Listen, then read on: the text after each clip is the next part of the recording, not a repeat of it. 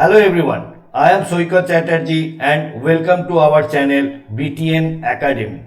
E-commerce site तो आपने बना लिया, उसका एडवर्टाइजमेंट भी कर रहा है, साइट में विजिटर्स भी आ रहा है, लेकिन आपका कन्वर्सन प्रॉपर नहीं हो रहा है। क्या आपने देखा है या सोचा है कि क्या कारण के लिए ये कन्वर्सन नहीं हो रहा है? In this video I will tell you some tips जिसमें ये कन्वर्सन 2-3 टाइम्स तक बढ़ सकता है अगर चेकआउट प्रोसेस में ये गलतियां आप ना करो तो।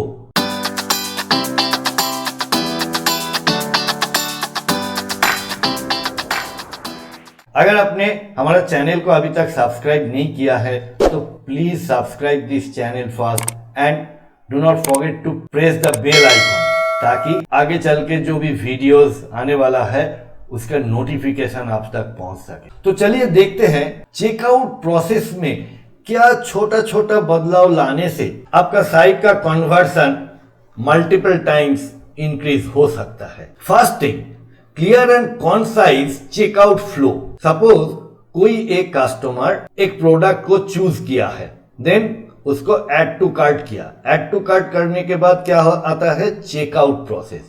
अभी हम लोग कभी कभी क्या गलतियां करते हैं कि चेकआउट प्रोसेस को बहुत ज्यादा लंबा कर देते हैं और उसमें बहुत सारा क्वेश्चन पूछ लेते हैं जो कि कस्टमर आंसर देने में अनकंफर्टेबल फील करता है, और हम ये चेकआउट प्रोसेस को 2, 3, 4 स्टेप में डिवाइड करते हैं। कस्टमर एक सेट ऑफ फॉर्म फिलअप किया, उसके बाद देख रहा है फिर से और 4-5 फील्ड्स आ गया, फिर उसको करते हैं, फिर आता है कुछ और फील्ड्स, तो वो ऑकवर्ड फील करता है।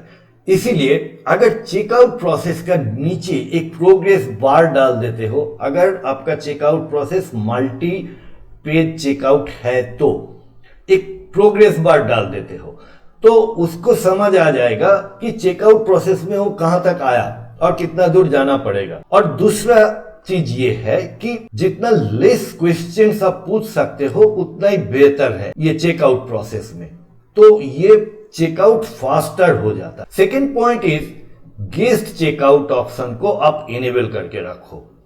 आपको क्या चाहिए? कस्टमर का नाम, phone number, email ID, address, तो ये तो उनको देना ही पड़ेगा क्योंकि ये ई कॉमर्स साइट है और डिलीवरी होगा उनका घर पे।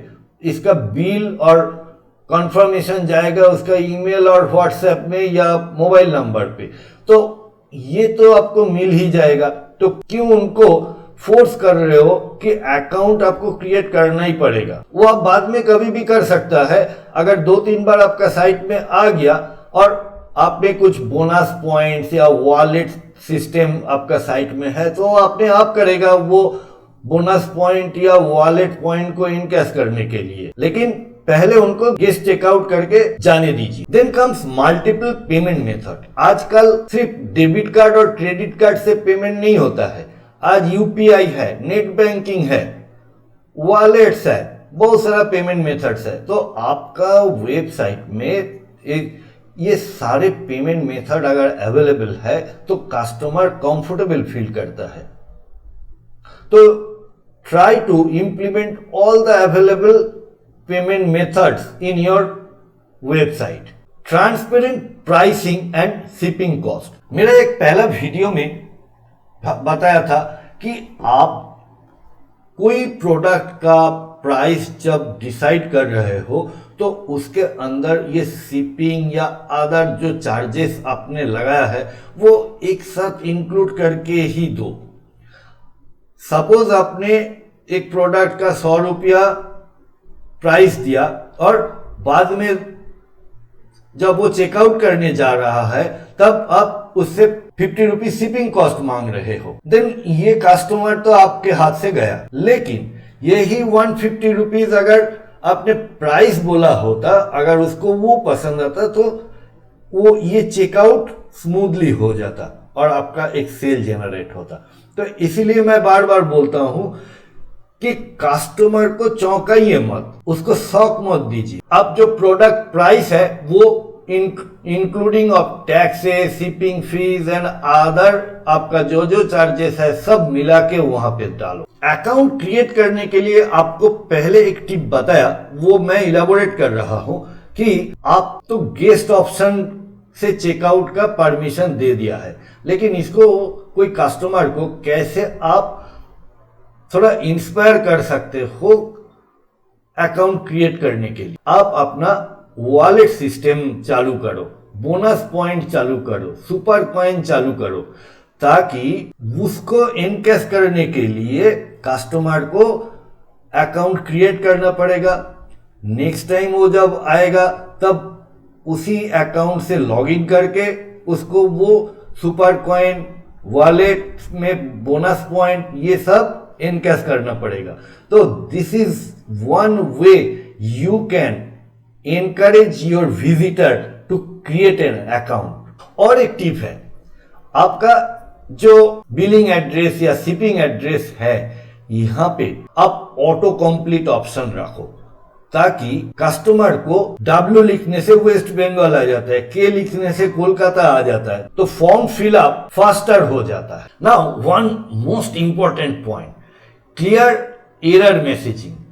कस्टमर फॉर्म फिलअप करते टाइम गलतियां कर सकते हैं, कोई रिक्वायर्ड फील्ड को मिस कर सकते हैं, तो आप जब वो सबमिट कर रहा है और कोई साइट का एरर मैसेज आ रहा है, तो वो error message crisp and clear होना चाहिए कि ये गलती वो कहां पे कर रहा है, कौन सा फील्ड वो मिस किया है, या कौन सा फील्ड में वो सही तरीके से दिया नहीं है इंफॉर्मेशन। अगर उसको आप रिटर्न करते हो वो और फुल फॉर्म वो फिर से एक बार चेक करने के लिए देते हो, तो वो वहां से भाग जाएगा। इसीलिए उसको पर्टिकुलर बताओ कि यहां पे गलतियां हो रहा, और जिस फील्ड में गलती है उस फील्ड में कर्सर ला के रखो, ताकि उसको पता चल जाएगा कि इस फील्ड में, और वो ही और she will ready to correct that. उसको और ढूंढना नहीं पड़ेगा ये फील्ड कहां पे है। ये है और एक सेल आपका इंक्रीज करने का टेक्निक।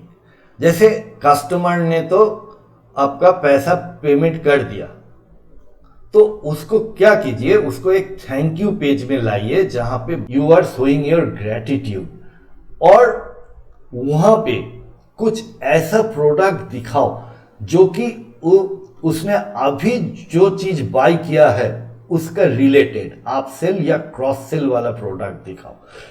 जैसे कि सपोज कस्टमर ने एक लैपटॉप बाय किया, नाउ लैपटॉप बाय करने के बाद उसका क्या जरूरत हो सकता है, एक लैपटॉप स्टैंड हो सकता है, एक अच्छा ब्लूटूथ स्पीकर हो सकता है जिससे वो कनेक्ट करके आराम से सुन सकता है, या जो भी एक्सेसरीज ये लैपटॉप रिलेटेड है। एक अच्छा सा बैग हो सकता है, कैरी बैग, जो कि वाटरप्रूफ है। तो यहां से वो पसंद करेगा ये सब प्रोडक्ट देखने में, और अगर वो प्राइस सूट करता है तो वो क्या करता है, उसको बाय करता है ना। And this way you generate more sales. तो ये था मेरा कुछ टिप्स जिससे आप अपना ई कॉमर्स वेबसाइट का सेल बढ़ा सकते हो। अगर इस वीडियो से आपको कुछ हेल्प हुआ है तो please put a like and do not forget to share with your friends, family and colleagues, ताकि जिनका भी वेबसाइट हो और जो बनाने के लिए सोच रहा है उनको कुछ हेल्प हो जाए। और एक चीज, BTN info solution as a agency e-commerce website का ऊपर एक्सटेंसिवली काम करते हैं, और आपको अगर कुछ प्रॉब्लम है आपका साइट पे जो कि आप खुद से सॉल्व नहीं कर पा रहे हो, you can always contact us to resolve the issue. We are always there for you. इस एपिसोड में इतना ही, मिलते हैं नेक्स्ट एपिसोड में। Thanks for watching.